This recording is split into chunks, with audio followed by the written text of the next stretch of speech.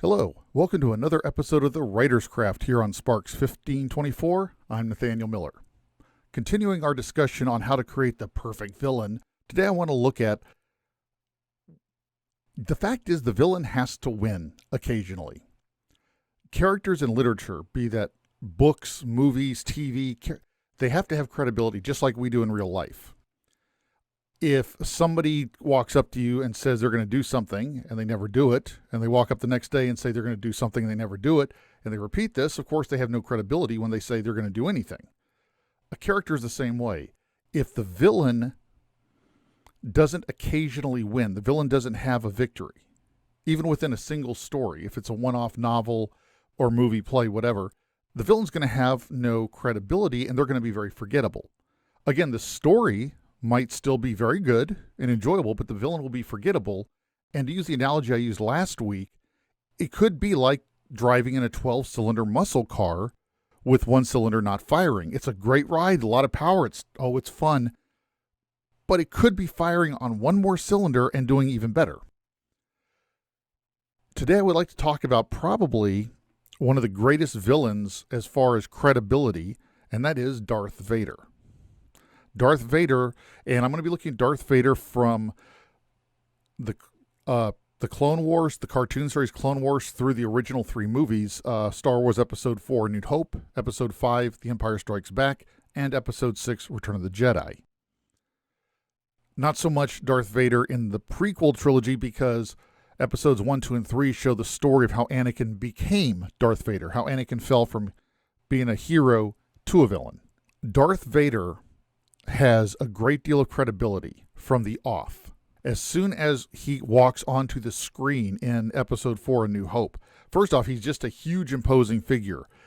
All these faceless stormtroopers are blasting the heck out of our rebel ship, and then here comes this even bigger, black-clad, caped, faceless figure with mechanical, disturbing breathing. So immediately he looks dangerous.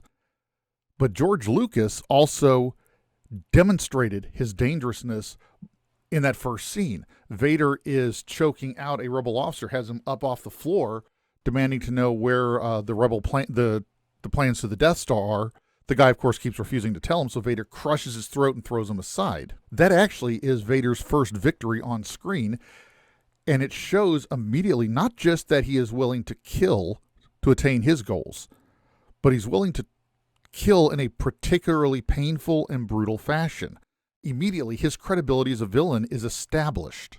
The series rises to even better heights in The Empire Strikes Back when Vader sweeps the field. We all know from the name The Empire Strikes Back that the Empire was going to be striking back at the rebellion after their victory in A New Hope.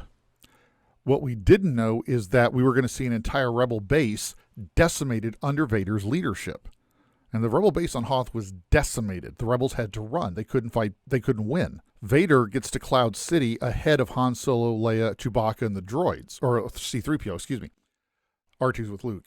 Anyway, Vader gets there ahead of them and forces Lando Calrissian to betray them and turn them over to him. That's another victory. Strategic victory that he realizes where Han Solo is going to go. And a tactical victory in getting there in time to orchestrate and arrange events to where he can capture Han, Leia, Chewie, and C-3PO.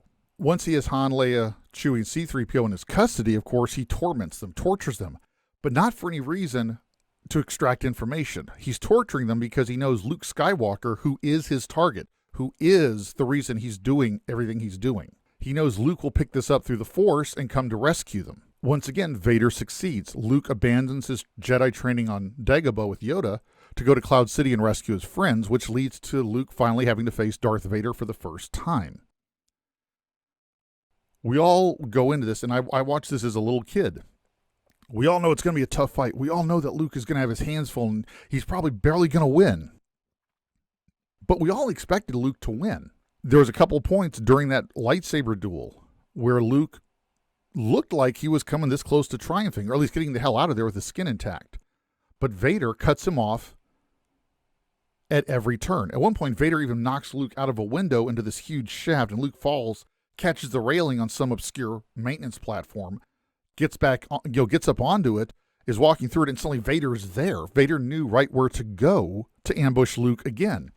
And this time, during this fight, Vader unleashes everything he's got and beats the living crap out of Luke. He beats the tobacco juice out of Luke, right to the point of finally cutting off Luke's right hand.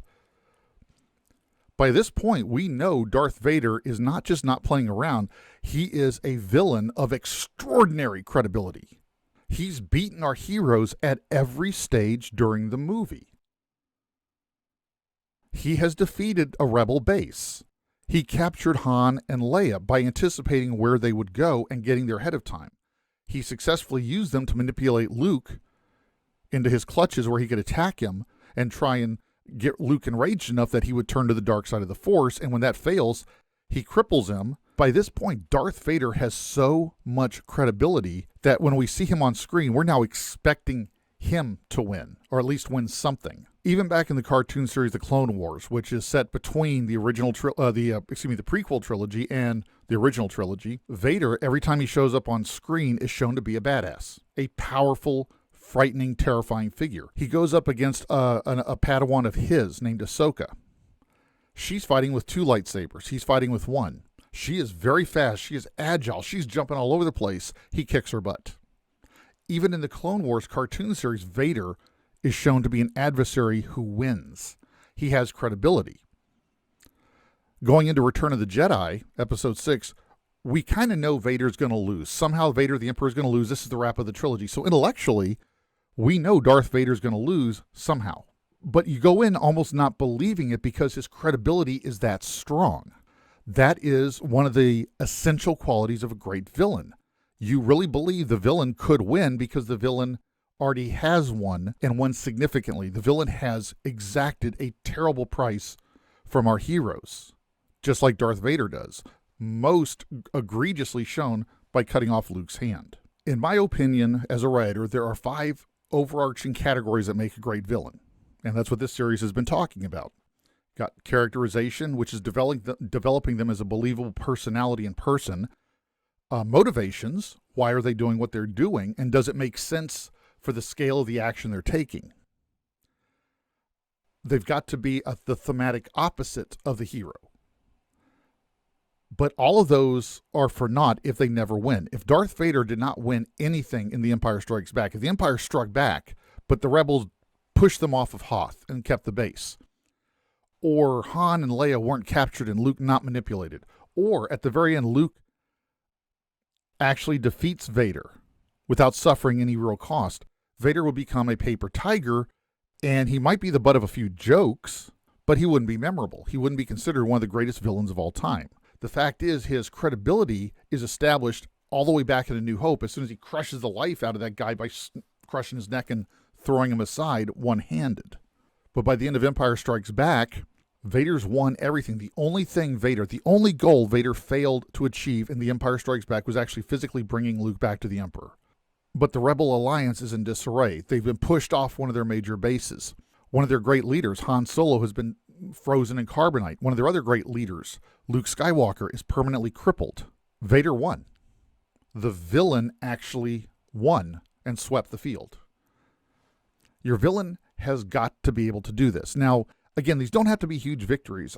In my written column, I discuss Loki, the character of Loki from Marvel's Avengers in 2012, and how he was built up through some really big successes. But those big successes were impressive, but what cemented him as a villain was one simple act of murder by stabbing a certain guy through the back. And that's what I discussed in my written column.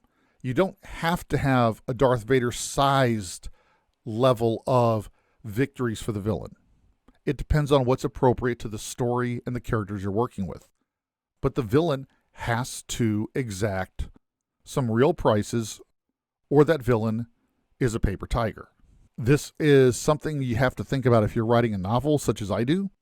If you're a screenwriter or a stage writer, the villain has to win at least occasionally and significantly. Otherwise, people may remember your heroes, but the villains are going to be forgettable. Well, as I said, if you care to read more about this, I wrote about Loki in my written column, which is linked down below. If you enjoyed this video, I thank you for staying with me, and I'd ask you to hit that little like button. Feel free to subscribe. Feel free to share it on social media if you think it'll help somebody. Until we meet again, Keep experimenting. Keep writing those villains and let them win occasionally. Let them draw blood from the hero because it'll impact your audience. It'll make the villain memorable. It'll raise the stakes. I hope you have a great weekend. I hope you have a great week next week. And until we meet again, keep writing, keep dreaming, and always go and do great things.